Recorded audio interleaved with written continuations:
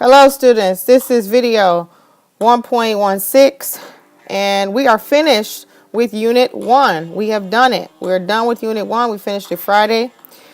We're going to spend this week completing because that's what I've written here. This is our objectives for today. We can use the Math to Know sheet as a resource to help me, not me, but you study. And you can define all the terms from Unit 1 and you can prepare for a Unit 1 test. All right, so let's go flipper. So just some important dates for you. Some important dates are 1. The Unit 1 test is Friday. That's right. It is Friday, October 10th. That is this coming Friday. The next thing that's super important to you is going to be that Unit 1 problem set. Now, that is not the same as a Unit 1 individual assessment. That is a problem set special for our school, and we'll be talking about what that is, and it does involve Minecraft.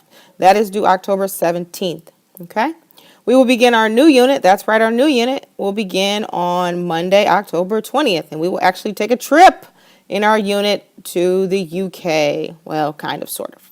All right, so now let's go on to the first objective. So what is the Math to Know sheet? Well, the Math to Know sheet, I know some of you are like, Math to Know? I need to know all the math. Of course you do. Well, the Math to Know sheet is a great resource that helps you identify the common core skills you will need to know. The link is actually on the Flip Math site. You'll see it today when you go to do your hot question. And then you want to ask yourself, well, can I do all 21? All 21? Yes. For Unit 1, there are 21 skills that you need to be able to know how to do. And here they are. A couple highlights, a couple of my favorite are, hey, look at that. Number 7, use the distance formula to find missing information. Number 18, determine pre-image from image. Number 13, identify rigid motions. So all of these things you should ask yourself, can I do this? Am I really good at it right now? Because if I can, then I'm going to be pretty set for my unit test. And how can I figure out how good I am at these things? Well, we're going to work in class tomorrow on identifying which IXL skills can kind of help you maybe define congruence in terms of rigid motion, or how to use the segmented issue and postulate to solve problems. So that's something we're going to work on, so that those of you who are feeling like, you know what, I'm not so sure about how I'm feeling about this and I want to feel this way, so let me work on some IXL skills over the week to kind of get me ready for Friday. So preparing for your unit test.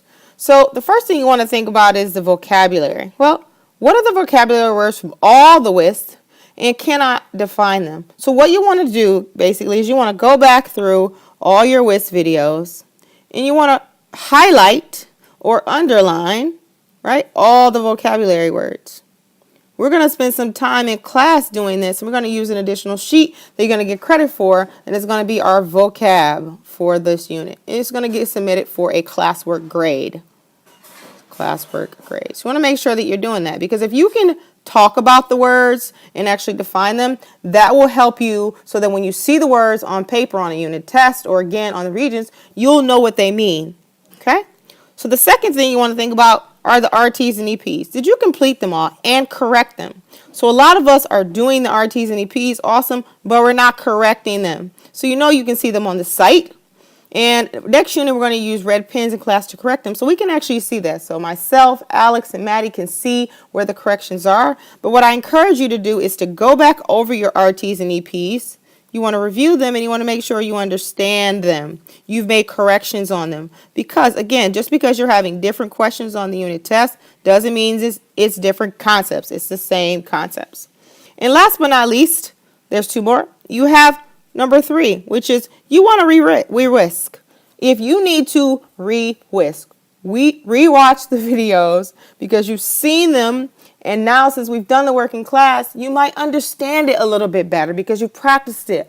And you're like, oh, now I can try and do that example along with Marla, or now I can try and do that construction along with Alex. And again, if you don't have a compass, you can borrow one from me. You can sign it out, but it needs to be signed back in because, again, we need these for class.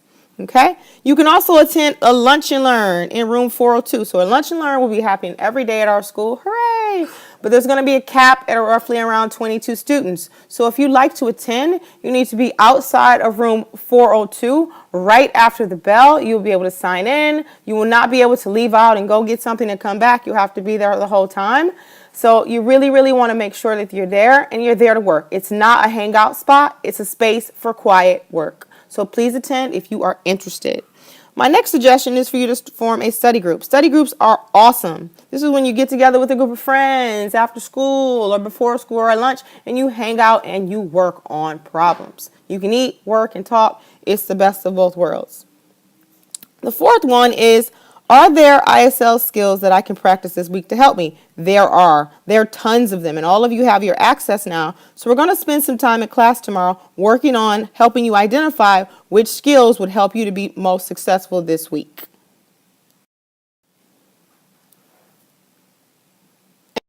So you're wondering, the secret hot question is, how many math to know skills are there for Unit 1?